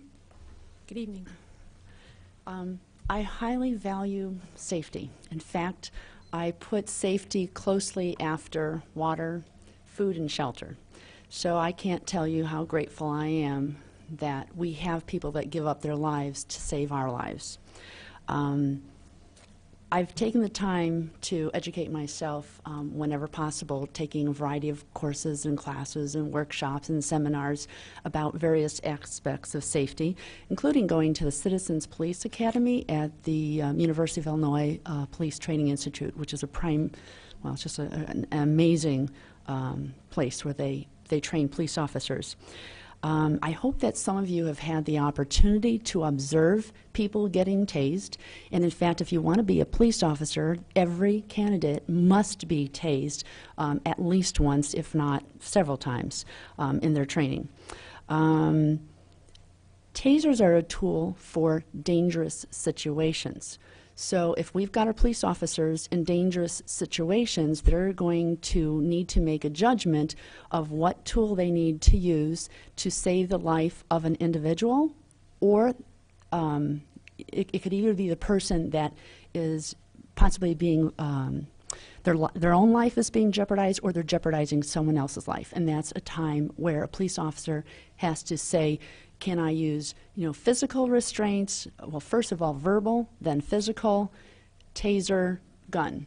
So if Urbana City Council is going to vote not to allow our police officers to use tasers, I suggest we should consider not allowing our police officers to hold guns either. Because if you look at the statistics that some of the people have brought up, you're going to probably jeopardize someone's life a little bit more with a gun than with a taser. I think that we're all on the same page in terms of that. The times that tasers are used, as I understand, are in very dangerous situations. Perhaps a person has been on drugs, they're possibly going to commit suicide, and if there are situations where the officer can't control someone who is non-compliant, this is one of the important tools that they can use. And if you've talked with a police officer, I think every single officer that has been tased will tell you they would rather be having a taser any day than pepper spray and deal with the after effects of pepper spray. And don't believe me, ask any police officer that's done it. I've heard it from a lot of individuals. According to what I've read in the Daily Illini newspaper, this city council is at the brink of possibly legislating, and I quote, some of the strictest guidelines for the use of tasers anywhere. And I believe that meant in the United States. It's my experience in my life and in my business and in education that excessive regulation, when there's no evidence of the need for it, only creates problems and it prevents people from doing a good job. And boy, I want a police officer to be able to do the best job and use their best judgment. And that requires a couple of things. I'd like to suggest that we provide the best possible situation for the city residents by hiring the best officers that we can find and providing the best training, not in over-regulating and making it very difficult for every decision that they make. And if they are wrong, if they're the wrong type of if they're the wrong type of individual and they don't have the right personality, characteristics, and mindset, then they shouldn't be in that job. That's fine. But not to let them have tasers, I don't understand that. Urbana is not New York City, it's not LA. I've got the statistics here from the city website, your website, that says that out of, let's see, within a one-year time, we have between 20,000 and 21,000 service calls from the Urbana Police Department. Did you know that only it's 1/500th of 1% ends up being a complaint? That tells you there is not a problem like they might have somewhere else. So since there is no indication that you've got all these complaints, then let's not tie our policemen's hands or in some way cuff them by restricting them to use the best possible tools. So I've got 3 suggestions. Number 1, I believe that the correct approach is to hire the best officers, provide the best training. Number 2, and I've only got 2 more things if I may. Number 2, matters before the Citizens Police Review Board should be based on behaviors, not race. I wish that they wouldn't even know whose race it is, and their names be blacked out, so that the review board is strictly looking at behaviors. And 3, my final suggestion, is that anybody that does volunteer to be on the Civilian Police Review Board should be asked to take the Citizen Police Academy class free of charge. That's at our PTI right here in town, Police Training Institute, no charge, and they will really understand a lot to be able to make a good judgment for everyone in the city. And I thank you very much for your time. Thank you very much.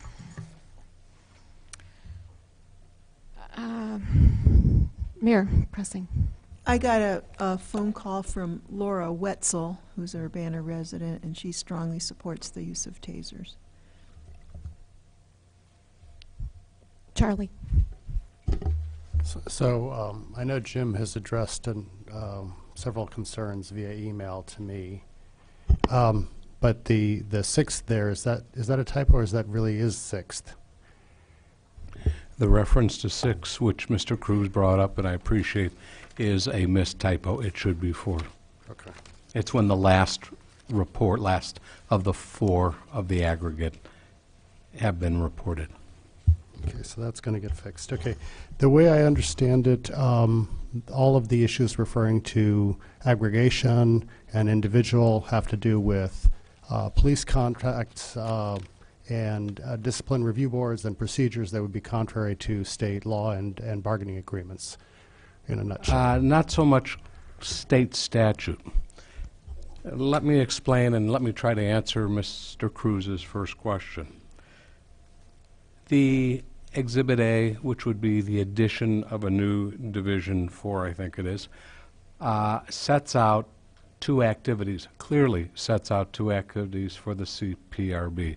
One is the review of this aggregate of reports, and two, if the CPRB believes it necessary to make recommendations regarding existing policy. If it finds that for some reason policy is not being followed. But the purpose of CPRB is not, and I have to reiterate, not to discipline individual officers. It's not a review or a focus on individual officers. To do that, as you suggest, would be contrary and run afoul of the collective bargaining agreement and very likely lead to grievances. Grievance defense is very expensive, as we know from past practices. And if there are a lot of taser activities, there would be a lot of police officer grievances. And it could easily run into the many tens of thousands of dollars. And again, that's not the purpose of CPRB. The concern I have expressed repeatedly is a litigation concern.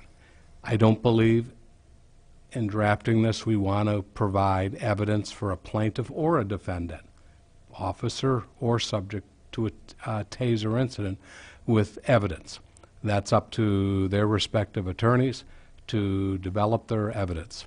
The reason the complaint, CPRB complaint process, any report related to something that leads to a complaint, is that incident will be reviewed. There is nothing in this proposed taser ordinance, as it's come to be known, which in any way limits, prohibits, or bars a person from initiating a CPRB complaint under the existing statute without any of this amendment.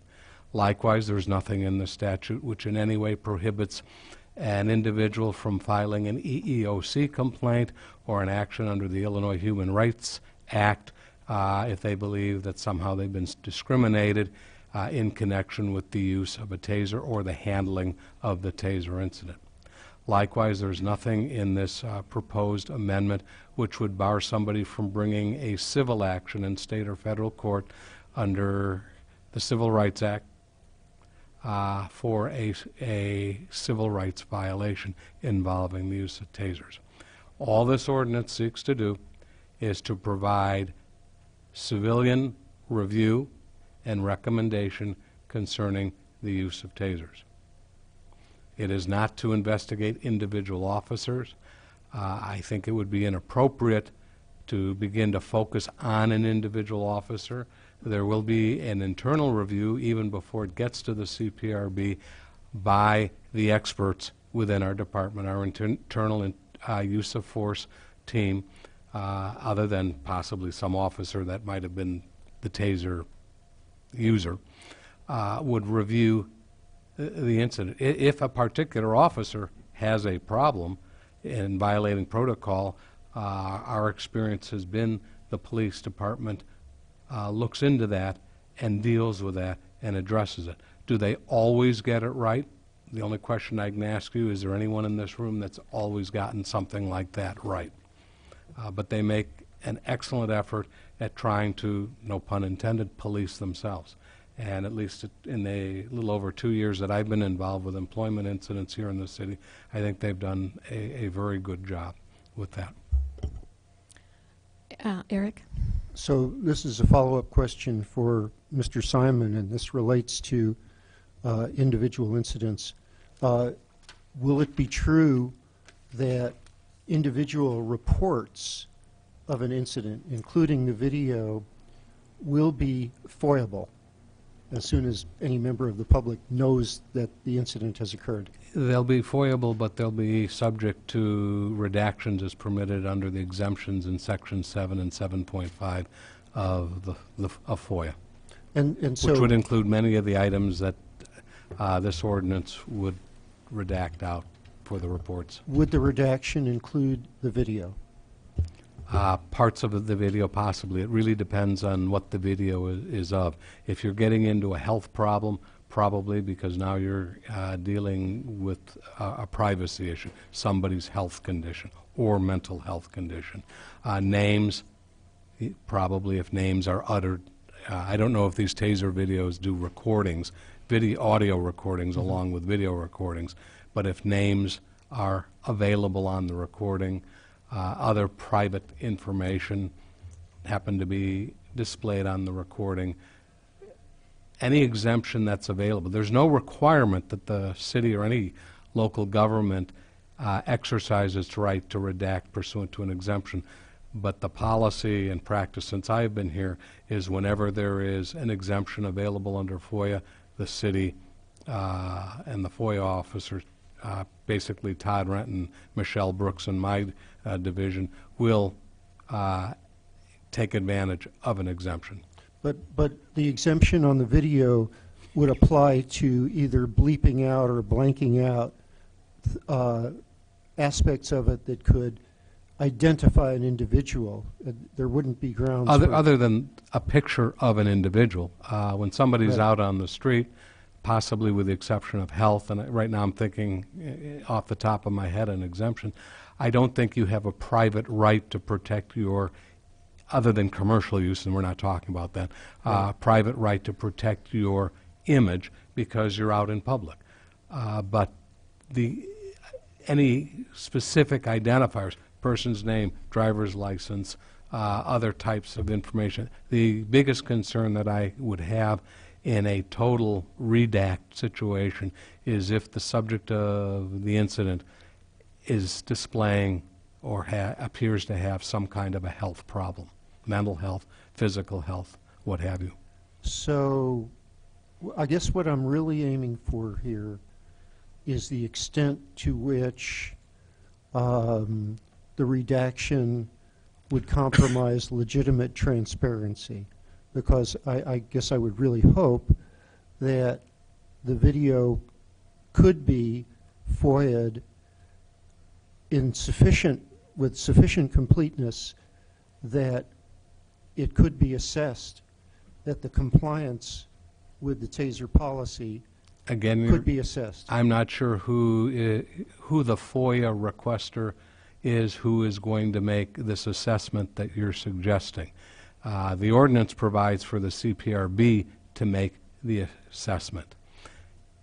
There was a question also, I believe, earlier in terms of certain information.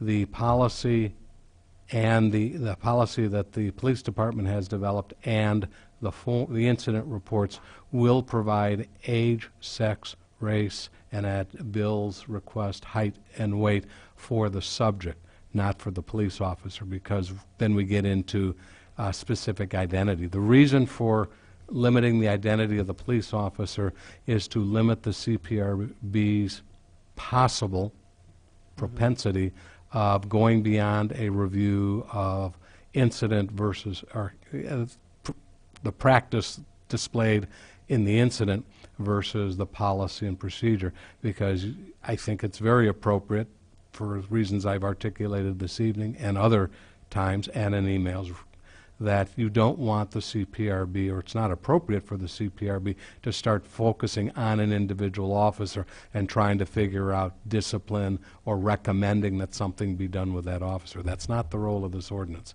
There are other ordinances, there are other policies, including employment policies, that deal with that kind of thing. So will maybe this isn't a question for you, it's not specifically a legal question, maybe it's a question for the chief. Will these characteristics of the police officer be available for aggregation and statistical studies of, for example, does the race of the police officer affect the likelihood of using a taser, because I know I've seen studies like this where people have looked at the race of police officers and how that affects traffic stop study trends. I don't believe that's the purpose of the CPRB. The No, CPRB I'm is not talking about, yeah, so I'm really, I guess maybe I'm straying a little bit, but it would, okay, I'll just make a statement and then I'll back off and let other people talk. It would be great if the data were compiled in such a way that there could be pretty complete studies afterwards of all the factors that anybody could think of that might influence the behavior of this, because I really expect this because of what we're talking, because of the degree of oversight that we're talking about, the nature of the oversight. I really expect this to be something that might draw national interest, and it should be capable of being completely studied. Bill. I guess to speak to that last issue first, we don't expect there to be a lot of cases, and I think trying to do statistics with small numbers, you always run into problems, but there might be some kind of national information authority that would collect that information that we could feed into, but then of course you wouldn't get your own results. You wouldn't know how you're doing. You just know how you're doing added to everybody else. So that's my concern, I guess, with trying to do statistical studies with small data numbers. I think it's important to remember that these reviews are going to automatically be done. There haven't been any complaints. The officers are doing their jobs, supposedly, and that's got to be your assumption. There's got to be some due process thoughts going on here where the officers do their jobs. We review the incidents to see if our policy is sufficient, and if our policy isn't sufficient, then it needs to be changed. I think that's the objective of the whole review process. If you start getting into reviewing them one at a time, and then you'd have to offer the officer the chance to defend himself or explain himself, and then you get testimony that may inadvertently, the officer, he or she may inadvertently admit to disregarding a policy. And if they do that without giving them right to counsel and without going through the procedures that you need to do to give them due process, then that probably wouldn't be admissible either in disciplinary hearings or in civil lawsuit. So I think there are reasons for both sides to avoid that kind of situation. I guess for myself, the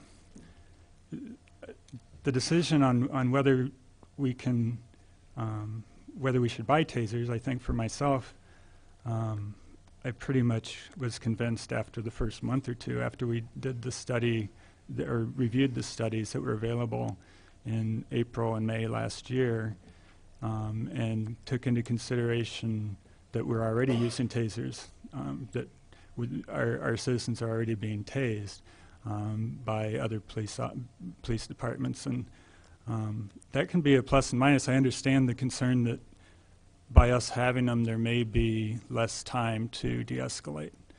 And all I can say for that is hopefully there will be enough training. Hopefully we've had enough experience with de-escalating during this last few years when we haven't had tasers, that maybe people will understand that more time is better in most cases. But there's some cases where it's not, and some cases where you need it right away. So I think for me, that part, I decided after a couple months, although, you're always kind of questioning your decision, and all the input has been really helpful. And in fact, I think without all this input and without the certainty that we knew we would get this kind of input, this policy never would have gotten as far as it did. I'm sure that's the reason the police chief was so straightforward and open about working with the different groups to try to come up with a good policy. So I think, that we have a good use policy. It may need some improvement, may need language improvement over time. I do have a little, you don't see the whole policy. I mean, you see the taser part. There's also other policies for pepper spray, and there's mission statements and things like that that will probably handle. What I'd like to see in there is some kind of protection that, tasers or other use of force wouldn't be used against someone exercising their constitutional right to free speech, wouldn't be used in passively resistant situations. Those are extra protections that would be nice to have in the use of force policy or in the mission statement at some point, and maybe they're already there, but we just don't see that part. So maybe that's something that the chief could address. But I think as far as putting too many things in about when you can't do it, there's also concern that if you leave something out, then it's implied that you left it out on purpose and maybe you should allow it. But I think looking at the policy, there's two times they're going to be able to use tasers, 304.5.1 or 309.5.1. It depends what version you're looking at. You can use the taser when it's reasonably necessary to control a subject or suspect who's actively aggressive, and the behavior immediately threatens physical harm to any person. So there's no mention of being able to do it, to use a taser in any kind of resistance situation. They have to be actively aggressive. They could be resisting while they're actively aggressive, but simple resistance, I don't see it as being permitted. The other one is if you have the suspect that's just committed a violent felony and they're fleeing, or they're trying to get away. So I think keeping it simple to those two cases, if an officer needs to explain to the chief when he comes back why he used it, it's, case A or case B. There's no in between. They were either actively aggressive and they were an immediate threat, imminent threat, or they had just committed some kind of violent felony and they were trying to get away. So I think we've done really the best we can with this, and I'm going to support it moving forward. I guess I've probably used my time. Thanks. Anyone else wish to comment? Mr. Madigan? Well, I really appreciated a lot of Bill's comments there. I think when you do look at the limitations that the policy that the chief has put forward to put in ordinance, if enacted, I can't imagine there being a much more restrictive policy. He said that he was going to develop an ordinance that would be tougher than any out there, and I would suggest that he has delivered on that. I don't want to draw this out too far. I am going to have some more comments next week if this moves forward. But given the hour, I would be glad to just leave my comments there and indicate my support and my thanks to both sides of the issue for taking it very seriously and deliberating the issues in a serious way and coming up with what I think is a very, very restrictive policy that still allows police officers a tool to protect themselves and others. Anyone else wish to speak? Mr. Ammons? So, as I have been following this for a long, long time, and as a representative of Ward 3, why we wanted someone to be in this seat, I'm going to speak primarily from the perspective of, and as a voice for the African American community. Now, I have observed on numerous occasions, whether it's the president of the NAACP, president of the Ministerial Alliance, members of the North End Men's Breakfast Club, various organizations or members of larger organizations who represent large populations within the African American community, and particularly in Urbana, come to you and express to you that there's a major concern that the data shows, so that would be your quantitative, and then the stories that you hear from our community, the qualitative data, that there is a level of uncertainty and lack of trust overall with the police department. I won't get into a comparison between the two cities, but the feeling is there.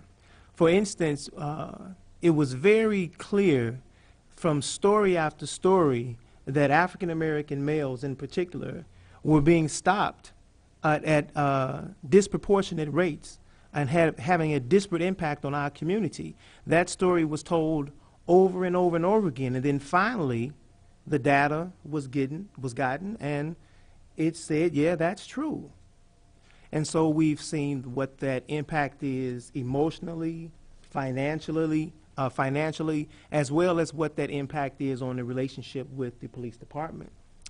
And so for me, to listen to us have conversations about policy and all that stuff before we actually deal with and have the overall feeling from the community, until you can have the president of the NAACP and some of these other organizations come and say, listen, we have worked over the years to build a relationship with the police department here in Urbana that we are all comfortable with, and we feel like that they have done everything that they possibly could to address the concerns that we have raised. But that's not the case. So I've watched people come in and raise issues about parking, panhandling, and all these other different things, and they get the reprieve that they are asking for. But when we come, when the black community comes and tells you that we're being profiled, we have data to show that if we're being profiled and based upon the data all across the country, that we are going to be the ones who suffer the brunt of these electrocutions, is what I like to call them. It's ignored. And there's nothing that has been presented thus far, to my knowledge, because I believe that the police officers should have the tools that they need as well. I won't get into guns and all that different type of thing. But I think I asked, when I was sitting in that seat a year ago, for the actual report that would give me and give our community the numbers of incidents where police officers were injured and would have been able to avoid that injury had they had tasers. I don't think I've actually seen that number. I don't think the community has actually seen that number. And so I believe Ms. Dottie came months ago and said that the need or the request for the safety of the officers at this juncture does not outweigh the concerns, possible litigation, and eroding of the community relations that a bad incident or a death would cause.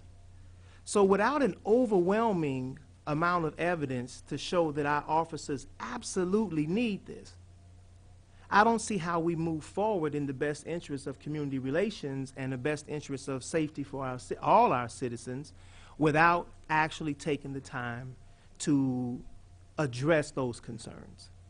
So I have sat on a committee that meets with Chief Connolly, and I have repeatedly, this is a group of African-American, quote-unquote, leaders in the community in Urbana, and I have repeatedly tried to bring this to his attention to no avail.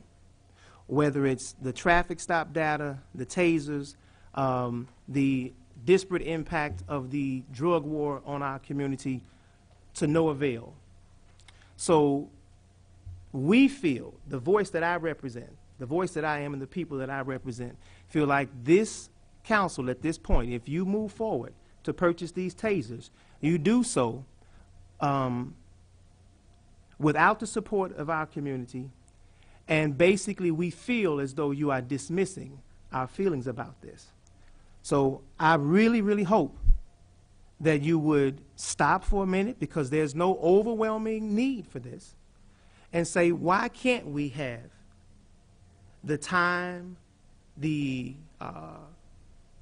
seminar, the conference, the conversation, the community meeting at Mount Olive, at some place within the African American community in Urbana, and say, raise the issues that you have with us, how can we address them? That hasn't taken place. And so we have a ordinance or something about 5 minutes, and you have individuals, whether it's those organizations or CU Citizens for Peace and Justice, members who do real serious research around these topics, who spend their time unpaid to bring information to this body, and it gets dismissed. And you're paying other people to do it. This is what we want from our citizens. We want this level of input. But yet we still have not created a platform or a town hall meeting to just address this issue. We haven't gotten back the information from the task force yet. So we have various different things that we really should be looking at to increase that. And I want to reiterate, I have not seen, so what was supposed to be mental health was the major issue that was the cause for this. That has puttered and went into some other direction. So that's no longer the issue anymore. And then it was the injuries of the officers. But where is the overwhelming report that says that these officers are getting hurt because they needed tasers in this situation? I don't know if they slipped and fell outside and twisted their ankle and broke their wrist. Just because you give us an injury report that says in 2014 this many injuries took place, how many were in direct relationship to an incident that would have been preventable had they had a taser? And is that an overwhelming number that the community would support? So I'm just continuing trying to raise these particular issues, and I have heard from numerous people in the community that this is not something that is supported by the community. And I believe that the chief and the police department and all of us here have a duty to reach out to make sure that we are speaking to those particular concerns and not to ignore voices. Because my voice is louder in these meetings or whatever, I haven't been heard by the chief in that meeting because he doesn't feel like I represent the community, because he doesn't want to hear from me. But now I guess I'll have a different opportunity to share some of those feelings. But our community does not support this, and I'm asking that you all stop it right now. Let's actually have the meetings that I thought we were promised a long time ago, that we would have community meetings. I think we've had people come and speak for a few minutes and be rushed, but we have not had a community meeting and a study session or whatever specifically on this topic. And that's what I'm asking you all to do so that we can have, so we can actually move forward on solid ground. Right now, we are not moving forward on solid ground. That's all I have.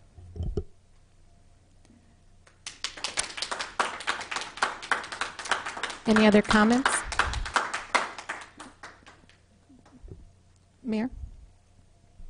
I think people are listening to the concerns, and I think the problem here is that this is something that wouldn't be used all the time, but our officers now can call in the county or the university, and so they would be used, but this ordinance puts it under our control. So that's what the difference is. And I think if we adopt this a year from now, I think that there's not going to be some huge dissatisfaction with it, because I think it's only going to be used very carefully. And I think we'll have good documentation. But I don't think we're going to have lots and lots of cases of this. And I think there is fear out there, but I don't think the number of incidents is going to be huge. I think it's going to be very rarely used. But it will be under our control instead of under somebody else's control. So that's the significant difference as far as I can see. Eric? So the bottom line for me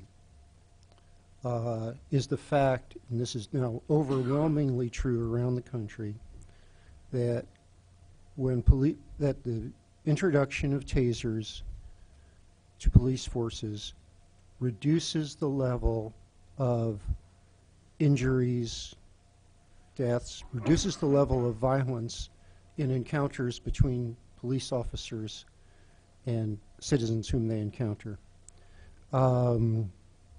If I thought that the opposite was true, I certainly would not support it.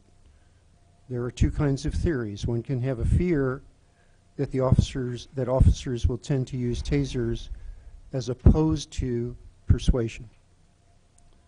There's a hope that officers will tend to use tasers as opposed to more lethal forms of force, which would include not only guns but also batons. It's very clear that batons are more lethal, more injurious than tasers.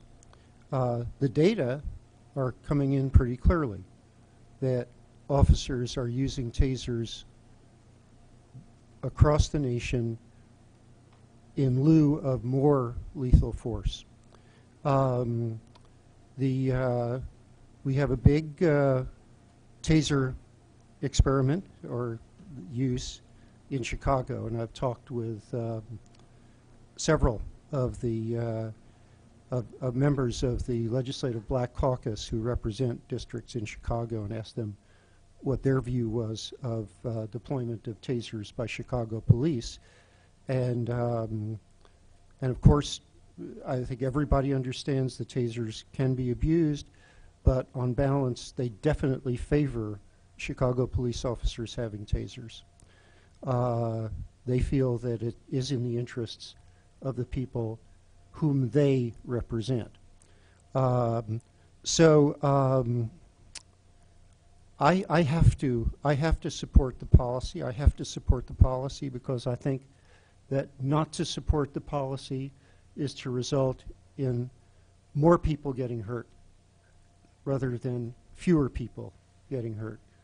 And so that it really comes down, you know, that's really bottom line for me. That's a matter of conscience. And but it's also a matter, I think, not a matter of conscience, but I also think a matter of common sense. I have listened to everybody who wanted to talk with me about this.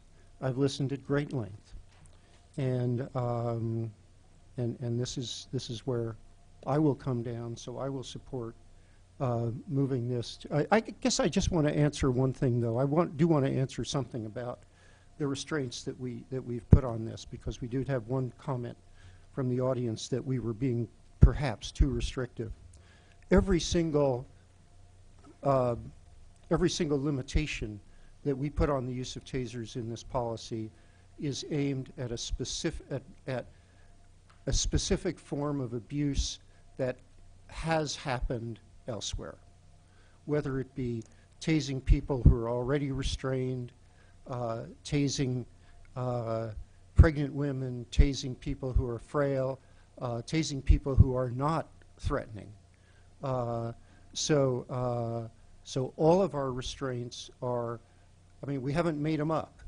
All of them are based on abuses that have occurred. And I guess my philosophy about that is that even if you have absolutely the best people in the world in your police force, in your military, anybody whom you authorize to use force, and especially lethal force, you've got to have a policy of civilian oversight. Otherwise,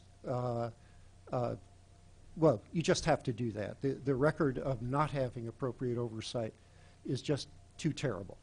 So anyway, I will support this as it is. I think it's about the best we can do without already having had the experience. We may want to tweak it after a year, but I'm in support at this point. Mr. Madigan, would you take the chair? Just two brief comments. One is I'd like to address the contention that we have not yet taken time to listen, study, and deliberate about this issue. I can speak from personal experience. I've spent more time thinking, listening to people, researching this issue, this topic, than any other single topic during my time here on the City Council.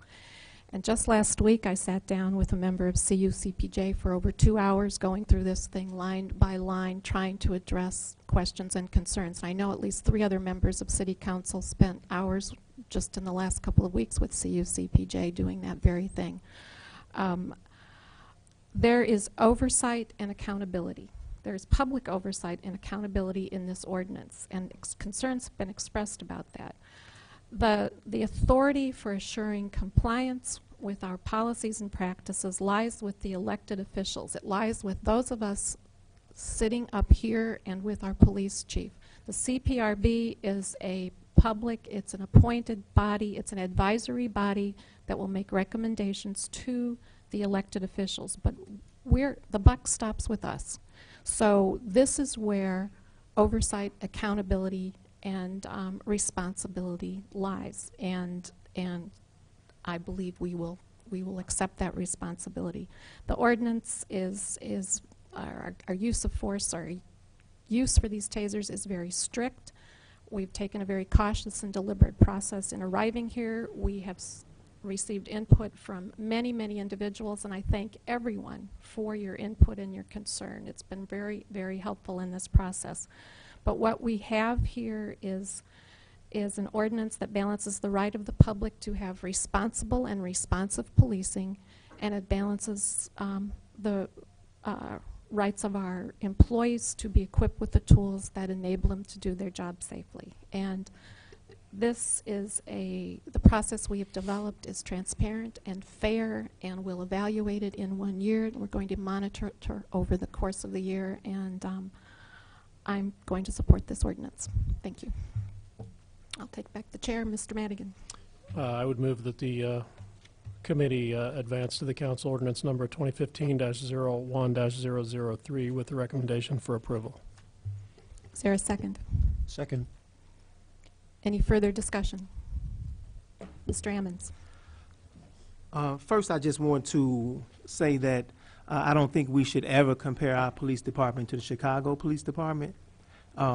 The level of brutality that takes place in Chicago, I'm pretty sure that the Black Caucus members are thankful for some sort of device of that magnitude, but I don't think that that's a fair comparison by any stretch of the imagination, that what Chicago is happy about, that we should be happy about. You know, one of the things that when you talk about meeting with the CUCPJ members, I think that's great. I met with them also. But have you spent that amount of time with someone in the black community who's expressing dismay or discontent, or who don't want this? See, we keep moving to the policy and moving to how restrictive it is. But what I keep trying to put on the table, and what my community wants me to put on the table, is why don't you spend that level of time listening to their particular concern? That's the part that's still being missed here. So we just say, yeah, okay, I do hear that, but how restrictive this policy is. We're not concerned with the restrictive nature of the policy. We're concerned with how we are being policed. The data in the IDOT traffic study, the reports, clearly show that we are being policed different. It has an economic impact, it has a social impact, and it's like that is not being heard. So we put together a committee to study it. But we haven't waited for that committee to come back and actually give any recommendations before we move forward with this policy. Second, the CPRB. We all know that those of us who worked on this wanted the CPRB to be much more, have much more power and much more teeth than it has now. And I find it ironic that when we wanted the CPRB to be involved in the racial IDOT traffic study and stuff, we were told by the chair that that was beyond their scope. But now it's within their scope to do this particular part. And what my experience has been is that the CPRB is structured in such a way with Tom Costello at the head, who is an open advocate for the police department, to the degree in which he was when I went to this CPRB, because I was one of the people who carried a complaint all the way to, he was so rude and disrespectful to me that I didn't even want to continue my complaint. And so I know if he has that level of impact on me, I can imagine what he's having on the rest of the members of that board and anybody else who comes to that particular board. So we do not have trust from our community in the Citizens Police Review Board, let alone in the police department. So to say that the CPRB is going to be the oversight for the police department, that doesn't do us any good. That doesn't make us feel any more comfortable or better that this is going to be some protective oversight. And to suggest that we go to the PTI to get training so that we can understand the police perspective, I had been advocating for years, can we have somebody with a felony conviction, so, and a police officer, to offer a different, more diverse, Mr. Brown, perspective to this CPRB. And I was repeatedly told that we could not do that, right? So all we have been advocating for was a level of diversity and a level of understanding about this that really speaks to the concerns that we have. And that, Ms. Marlin, is what is being ignored. So if you spend hours talking to somebody in the black community who disagrees with this, then I would say I feel like that all of us have done our due diligence. But just to sit down and talk about the policy is an after effect. We want to talk about the fact that we don't trust at this particular point the way that we're being policed. And there's data, there's a history, and all types of things to show that. That is what we want to see happen. And that is what I'm saying is moving forward on shaky ground. And there's no overwhelming need for us to rush this. We could have those conversations if we wanted to have those conversations.